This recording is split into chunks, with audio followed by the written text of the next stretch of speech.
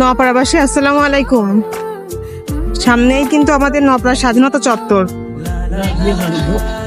আমি ভ্যানে উঠে যাচ্ছিলাম, বাট এত জ্যাম, আমি ভ্যান থেকে নেমে অলরেডি হাঁটা শুরু করে দিচ্ছি, কারণ আমার ইমার্জেন্সি যাওয়া লাগবে। দেখুন আমাদের নপাড়ার অবস্থা, মানে রাস্তাঘাট পরিসরে যতটা না বড়, তার থেকে জনসংখ্যা বেশি।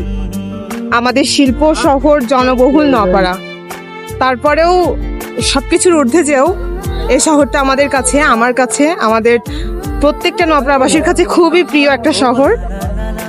এই শহরের জ্যামটাও যেন আমাদের কাছে ভালো লাগে, এমন একটা অবস্থা।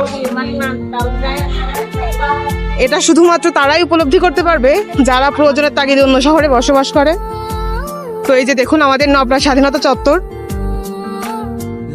খুবই জ্যামের সম্মুখীন আজকে নপাড়াবাসী। প্রতিদিনকার একটা চিত্র।